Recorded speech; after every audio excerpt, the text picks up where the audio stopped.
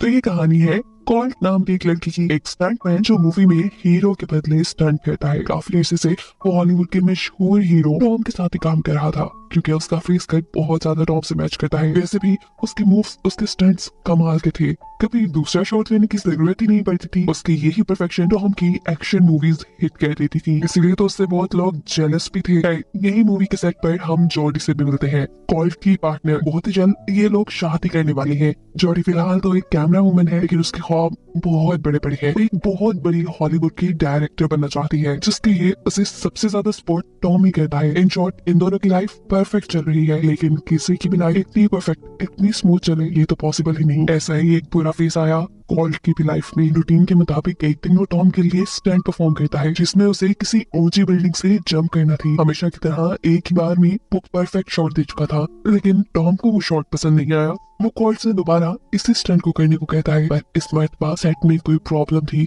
जिसकी वजह से कॉल्ट स्टंट परफॉर्म करते हुए पूरी तरह से इंजर हो गया था। उसकी ये गलती जैसे उसके पूरे करियर का दाग बन गई। 6 माह तक तो वो हील नहीं हो पाया। साथ ही साथ फिल्म इंडस्ट्री में भी वो फॉल गाय के नाम से मशहूर हो चुका था। ये चीज उसे इतनी बुरी तरह तोड़ देती है कि वो पूरी तरह फिल्म इंडस्ट्री को ही छोड़ देता है। अब वक्त गुजरता है और हम कॉल्ट को एक छोटी सी रेस्टोरेंट पे काम करते हुए देखते हैं। फिल्म इंडस्ट्री तो उसने ऐसी छोड़ी थी कि अब वो जॉडी से भी कांटेक्ट में नहीं था, जो कभी उसके लिए सबसे ज्यादा इम्पोर्टेंट थी। लेकिन फिर एक रात उसे टॉम की फिल्म प्रोड्यूसर की कॉल आती है, जो उसे बताती है कि ये लोग एक ब्लॉकबस्टर फिल्म बनाना चाह रहे हैं और टॉम के स्टंट करने के लिए उन्हें कॉल्ट की जरूरत है। कॉल्ट इस काम से मना कर देता है। उसे अब दोबारा वो काम नहीं करना था, लेकिन जब प्रोड्यूसर उसे बताती है कि इस फिल्म को जॉडी ट्रैक कर रही है और जॉडी ने ही उसे स्टंट करने के लिए बुलाया है, तो अब वो मना नहीं कर पाया, क्योंकि वो जानता था कि ये जॉडी की पहली फिल्म है। अगर ये हिट ना गई तो जॉडी का करियर भी डूब सकता था, क्योंकि स्पेशली उसे जॉडी ने बुलाया था, तो ना जाने का तो सवाल ही नहीं पैदा होता। अगले सीन में हम कॉल्ट को सेट पे देखते हैं, जहाँ सबसे पहले उसके फेस कट को टॉम के फेस कट के साथ मैच किया जाता है और बाहर आने पर वो अपने बहुत ही पुराने दोस्त और स्टंट पार्टनर से मिलता है। आज काफी दिन बाद उसे अंदर से खुशी मिल रही थी, क्योंकि सेट पे उसे जॉडी नजर आ गई थी, जिसने अभी तक कॉल्ट को देखा ही नहीं था। वो तो शूटिंग की तैयारियों में बिजी थी। जॉडी के रोल, कैमरा एंड एक्शन कहते ही महबूब से ब्लास्ट होते हैं, जिसके अंदर से कहार निकालता हुआ कॉल्ट अपना स्टंट परफॉर्म करने लगा था। लेकिन उसकी सोच के बिल्कुल मुताबिक गीली रेत होने की वजह से कार आउट ऑफ कंट्रोल हो चुकी थी। ये कार गलती से क्रेन कैमरा से भी टकरा जाती है, लेकिन फिर भी कॉल्ट उसके ऊपर कंट्रोल पाते हुए इस गाड़ी को पूरी तरह रोटेट करने में कामयाब हो जाता है। ऐसे स्टंट कंप्लीट हो गया था और जॉडी को अपना परफेक्ट शॉट भी मिल गया था। फाइनली अब कॉल्ट गाड़ी से निकल कर जॉडी के सामने आता है। उसे देखते ही जॉडी बिल्कुल शॉक रह चुकी थी, क्योंकि उसने एक्सपेक्ट नहीं किया था यहाँ पर कॉल्ट हो सकता था। इसका मतलब कि जॉडी ने उसे यहाँ बुलाया ही नहीं था। फिल्म प्रोड्यूसर ने उससे झूठ बोला था। जॉडी यहाँ कॉल्ट से मिलकर खुश होने के बजाय उसे गुस्सा थी। वो फौरन कॉल्ट को यहाँ से चले जाने को कह देती है, लेकिन जॉडी का स्टंट डायरेक्टर, जो कि कॉल्ट का साथी भी है, वो जॉडी को समझाता है कि इस टाइम हमारे पास कोई और स्टंटमैन नहीं है, हमें कॉल्ट के साथ ही काम करना पड़ेगा। तो मजबूरन अब जॉडी भी कुछ नहीं कर सकती थी। वो अगला स्टंट भी कॉल्ट के साथ ही शूट करती है। कॉल्ट के पूरे जिस्म पे आग लगाकर ये स्टंट किया जा रहा था, जो स्टंट कॉल्ट ने पहली बार में परफेक्ट कर लिया था। परफेक्ट शॉट मिलने के बावजूद भी जॉडी बार बार उसके जिस्म पे आग लगा के उससे ये स्टंट करवाती है, क्योंकि ऐसा करके वो कहीं ना कहीं कॉल्ट पे अपना गुस्सा निकाल रही है। वो कॉल्ट को उसे छोड़ जाने के लिए उस पे काफी तरह से अपना गुस्सा जाहिर कर रही थी। बार बार स्टंट करवा के उसे टॉर्चर करके फिल्म का सीन सुनाते हुए उससे कहती है, मेरे फिल्म के हीरो को एक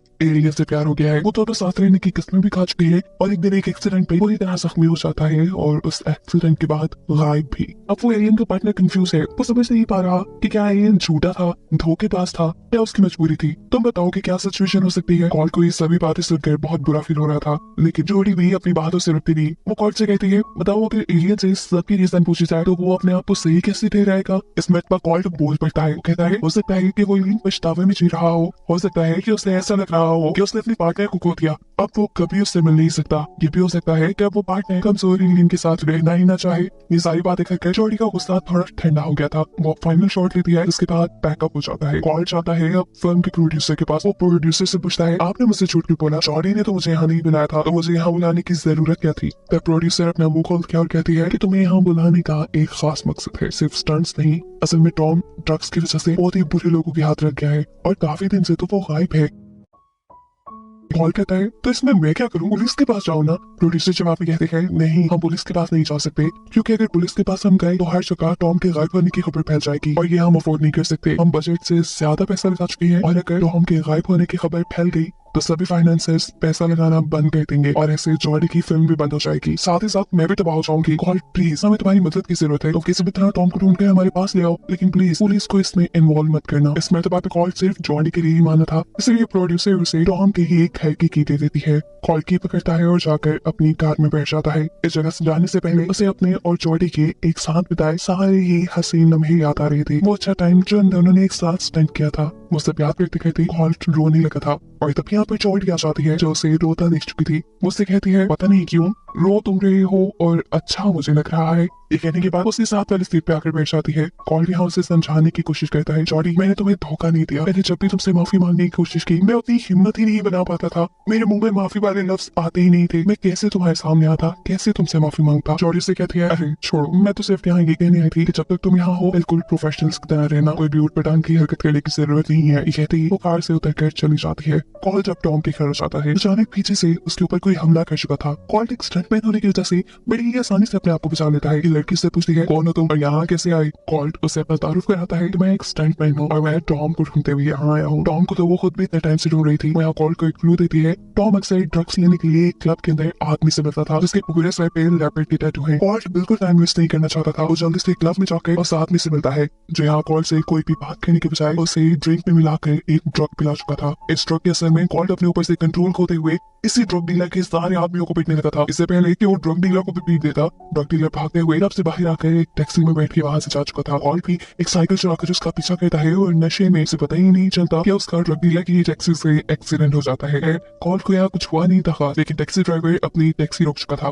ड्रग डीलर वो तो कॉल्ट की फाइट को देखकर पहले से ही बहुत ज्यादा डरा हुआ था। कॉल्ट जैसे ही उसको पकड़ने के लिए दरवाजा खोलता है तो ड्रग डीलर सारी सच्चाई उलट देता है कि मुझे कुछ नहीं पता, मुझे तो बस टॉम की सिक्योरिटी हेड ने तुम्हें ड्रग्स देने का कहा था। कॉल्ट पूछता है अच्छा ठीक है, तो बताओ फिर ये टॉम का सिक्योरिटी हेड कहाँ मिलेगा। तो वो ड्रग डीलर उसे एक होटल का नाम बताते हुए कहता है कि वहाँ के रिसेप्शनिस्ट से जाकर एक फ्रूट प्लेट मांगना, वो तुम्हें टॉम के सिक्योरिटी हेड तक पहुँचा देंगे। यहाँ वो रिसेप्शन पे जाकर फ्रूट प्लेट मांगता है तो उसे टॉम के सिक्योरिटी हेड के रूम की चाबी दे दी गई थी। कॉल्ट अब सिक्योरिटी हेड के रूम में जाता है और बार बार जब सिक्योरिटी कार्ड लिखाने पर उसका दरवाजा नहीं खुलता तो तंग आकर कॉल्ट एक स्टंटमैन की तरह उस दरवाजे को ही तोड़ चुका था। अंदर जाने पे उसकी आंखें खुली की खुली रह गई थी क्योंकि अंदर उसे मिली थी एक लाश मरे हुए आदमी की। इस लाश को बर्फ में रखा गया था, उसके होश उड़ रहे थे। वो जल्दी से प्रोड्यूसर केल को कॉल करता है और उसे यहाँ पर डेड बॉडी के बारे में बताता है। वो केल से कहता है कि अब तुम्हें पुलिस को बता देना चाहिए सब कुछ, लेकिन प्रोड्यूसर केल उसे अभी भी ऐसा करने से मना कर रही थी। तब कॉल्ट के पास यहाँ खुद ही पुलिस ऑफिसर आ चुके थे क्योंकि कॉल्ट ने गलत गाड़ी पार्क की हुई थी। घबराते हुए कॉल्ट पुलिस ऑफिसर को सब सच बता देता है कि उसने होटल रूम में एक डेड बॉडी देखी है। उसके बाद घुमाते हुए पुलिस जब होटल रूम में चेक करने के लिए जाती है तो इस टाइम वहाँ कोई डेड बॉडी नहीं थी। कॉल्ट बुरी तरह कंफ्यूज हो चुका था ये सब उसके साथ क्या हो रहा था। पुलिस यहाँ से चली जाती है और अगले दिन वो ये सारी बातें जॉडी को बताना चाहता था,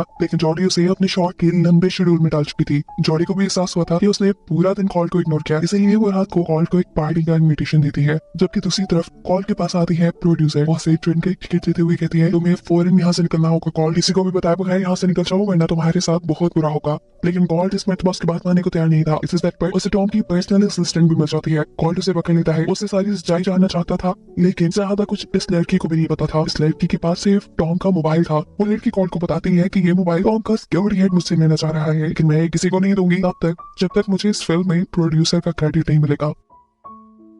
सबकी अजीब ही कहानी थी, हीरो मिल नहीं रहा था लेकिन फिल्म के क्रेडिट्स कोई नहीं छोड़ रहा था। यहाँ कॉल्ट उसे किसी तरह कन्विंस करके उसे टॉम का मोबाइल ले लेता है। लड़की के मोबाइल लेते ही इस लड़की के पीछे टॉम का सिक्योरिटी हेड आ चुका था। वो इस लड़की को इलेक्ट्रिक करंट देते हुए अपनी गाड़ी में बिठा लेता है। ये सब होते कॉल्ट देख चुका था। ऐसा तो नहीं हो सकता था कि एक लड़की की जान मुसीबत में हो और कॉल्ट उसे बचाए ना। इस लड़की को बचाने के चक्कर में कॉल्ट को याद ही नहीं रहा था कि जॉडी ने उसे पार्टी में बुलाया, जबकि जॉडी इस मर्तबा भी उसके नहाने की वजह से बहुत उदास थी। यहाँ पर प्रोड्यूसर आकर उसे बताती है कॉल्ट तो सच का है, उसने आज रात की फ्लाइट ली है। और एक मर्तबा दोबारा कॉल्ट के बिना बताए जाने की वजह से जॉडी बुरी तरह उदास हो चुकी थी। ये जाने बगैर कि कॉल्ट तो किसी और मुश्किल में फंसा था। कॉल्ट के जाने के दुख में वो इसी होटल में सैड सॉन्ग गाती है और इसी होटल के बाहर बेचारा कॉल्ट उस लड़की को बचाने के चक्कर में सिक्योरिटी गार्ड से लड़ रहा था। मुश्किल से अपने आप को सिक्योरिटी गार्ड से बचाते हुए वो ट्रक के ऊपर की तरफ आता है, जबकि दूसरी तरफ ट्रक के अंदर वो जिस लड़की को बचा रहा था वो लड़की भी यहाँ होशियारी दिखाती है और चलते ट्रक से ही वो ट्रक के ड्राइवर को धक्का देकर नीचे गिराते हुए वो ब्रेक लगा चुकी थी। वैसे कॉल्ट जो ट्रक के बैक साइड पे था वो झटके की वजह से पूरी तरह आगे की तरफ आकर गिरता है। उसकी वजह से ट्रक का मिरर भी टूट गया। वो जख्मी था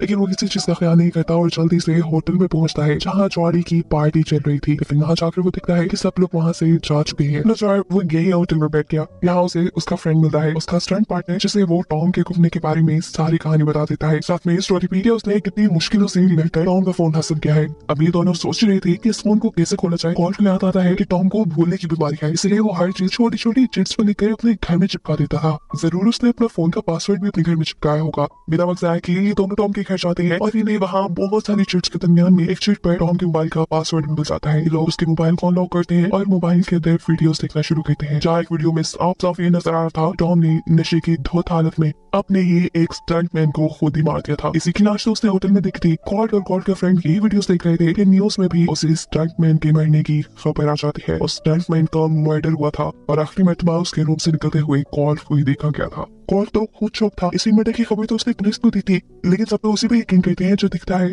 सबको लगा कि कॉल्ट ने ही उस स्टंटमैन को मारा है ताकि वो उसके मुकाबले पे ना जाए। इसीलिए उसके देखते देखते ही अचानक टॉम के अपार्टमेंट के बाहर फायरिंग शुरू हो जाती है। जो कोई भी फायरिंग कर रहा था वो ये जानता था कि अंदर टॉम के बजाय कॉल्ट है। इसी फायरिंग के नतीजे में टॉम का मोबाइल भी टूट गया था। अपनी जान को बचाते हुए कॉल्ट और उसका दोस्त यहाँ से भागते हैं और बिल्डिंग की बड़ी सी छत से जंप कर देते हैं। उस बिल्डिंग की दूसरी तरफ पानी था। जंप करने पे कॉल्ट लेता है एक शॉट के अंदर जहाँ उसे पार्टी करता हुआ टॉम मिल चुका है, जिसको ढूंढने के लिए तो वो यहाँ था और इस सब मैस में फंस गया था। कॉल्ट का टॉम की आउट पे करना कोई इत्तेफाक नहीं था, ये सब के साथ टॉम की प्लानिंग थी और ये हकीकत उसे यहाँ इस जगह आके पता चलती है। असल में टॉम हॉलीवुड का इतना बड़ा हीरो होने के बावजूद भी कॉल्ट से जेलस था, क्योंकि कहीं ना कहीं वो जानता था कि उसकी सक्सेस के पीछे कॉल्ट है। कॉल्ट के किए गए बेस्ट स्टंट ही उसकी एक्शन मूवी को हिट करते थे। ऐसे में दुनिया के सामने तो चाहे टॉम हीरो था, लेकिन सेट पर हमेशा कॉल्ट को ही हीरो माना जाता था, जो चीज टॉम को बिल्कुल नहीं पसंद थी। यहाँ टॉम खुद भी उसे सच्चाई बता देता है कि उस दिन जो तुम्हारा स्टंट करते हुए एक्सीडेंट हुआ था वो हमारा ही प्लान किया हुआ था। कहीं ना कहीं उसे आज भी कॉल्ट पे गुस्सा था। यहाँ कॉल्ट को बहुत मारता है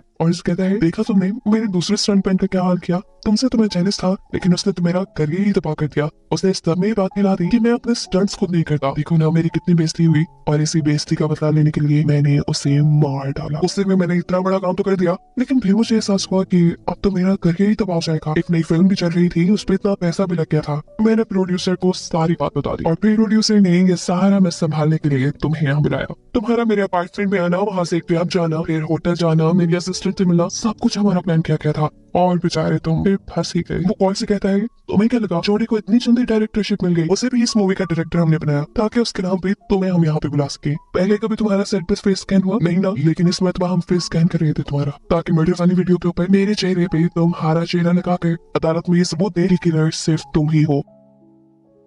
कॉल्ट बेचारा हक बक ये सारी सच्चाई सुन रहा था। लोग इतना भी गिर सकते थे, उसे यकीन नहीं आ रहा था। अब वो अपने आदमियों से टॉम को चलाकर यही पानी में फेंकने को कह देता है। टॉम के आदमी कॉल्ट के ऊपर पेट्रोल गिराना शुरू कर देते हैं। चीखने के बहाने यहाँ कॉल्ट बहुत सारा पेट्रोल अपने मुंह में पी लेता है और जैसे ही एक आदमी कॉल्ट को आग लगाने लगता है, अपने मुंह से पेट्रोल निकालते हुए कॉल्ट इन सबको चलाकर यहाँ से भागने का मौका पा चुका था। वो छोटी सी औरत लेकर यहाँ से भाग रहा था। पीछे से धड़ाधड़ टॉम के लोग उसके ऊपर गोलियां बरसा रहे थे। जल्दी से जॉडी को कॉल मिलाता है। यहाँ उसे पता था कि वो मर जाएगा। उसने जॉडी को कॉल की थी ताकि वो आखिरी मरतबा उसे अपनी सारी फीलिंग बताते। उसे बता देता है, जॉडी मुझे तुमसे बहुत प्यार है, मैं तुमसे दूर कभी नहीं जाना चाहता था, लेकिन मैं चला गया क्योंकि मुझे लगता था कि तुम हारे हुए इंसान से कभी शादी नहीं करोगी। उस एक्सीडेंट के बाद मैं अपने आप को हारा हुआ मानने लगा था, लेकिन यकीन मानो दर्द क्या होता है कि तो मुझे तुमसे दूर जाकर ही पता चला। अभी वो बातें कर रहा था कि अचानक उसका हेड सामने किसी चीज से टकराकर ब्लास्ट हो जाता है। न्यूज में खबर फैल चुकी थी कि कॉल्ट ने सुसाइड कर ली, क्योंकि उसने पहले एक मर्डर किया था और अपने आप को सजा से बचाने के लिए उसने सुसाइड कर ली। इस चीज का प्रूफ देने के लिए टॉम की किए हुए मर्डर की वीडियो के ऊपर कॉल्ट का चेहरा लगाकर सबको दिखाती जाती है।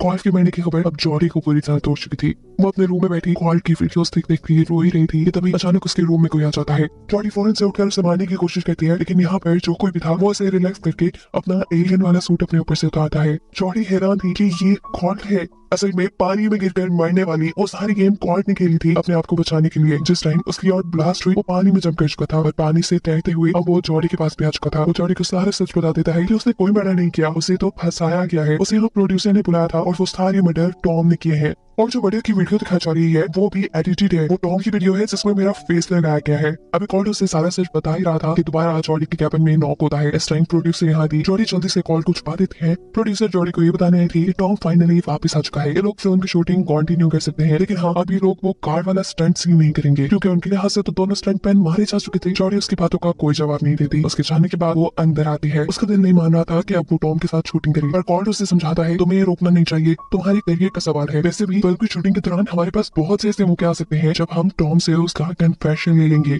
कॉल का ये प्लान तो जॉडी को भी जबरदस्त लग रहा था, इसलिए ये लोग एक जबरदस्त प्लान बनाते हैं कि कैसे ये टॉम को क्रैप करके उससे सच्चाई निकलवाएंगे मर्डर की। जॉडी अब अगले दिन सेट पे एक स्टंट सीन सेट करवा देती है क्योंकि वो जानती थी कि टॉम कभी भी स्टंट सीन नहीं कर पाएगा। टॉम के बिल्कुल ही साथ हेलमेट में बैठा हुआ था कॉल्ट। जॉडी के एक्शन बोलते ही कॉल्ट इतनी तेजी से गाड़ी उड़ाता है कि टॉम के सारे आवाज पागता हो जाते हैं। जॉडी यहाँ आहिस्ता टॉम से कुछ सवाल करती है। बुखलाया हुआ टॉम यहाँ उसे सारा सच बता देता है जो जॉडी अपने कैमरास में और अपने वॉइस में रिकॉर्ड कर चुकी थी। टॉम का कन्फेशन बोलते ही उसके सिक्योरिटी गार्ड्स जल्दी से कॉल्ट की गाड़ी के पीछे पड़ जाते हैं, लेकिन यहाँ कॉल्ट का पार्टनर उनकी गाड़ियों को तबाह कर देता है। यहाँ कॉल्ट ने भी गाड़ी को हवा में उड़ाकर अपना स्टंट कंप्लीट कर दिया था और ये स्टंट करते ही टॉम बेचारा बेहोश हो चुका था। प्रोड्यूसर जो जॉडी के सारे गेम देख चुकी थी वो जल्दी से जाकर कैमरे की रिकॉर्डिंग्स दिखाने की कोशिश करती है, लेकिन जॉडी उसे पंच मारते हुए रोक चुकी है। उसी तरह टॉम को भी गाड़ी में होश आ चुका था। होश आते ही उसे याद आता है कि उसने क्या कर दिया, सारा सच उसने यहाँ सबको बता दिया। वो देखता है कि उसके लोगों ने यहाँ उसे भगाने के लिए हेलीकॉप्टर में बुला लिया था।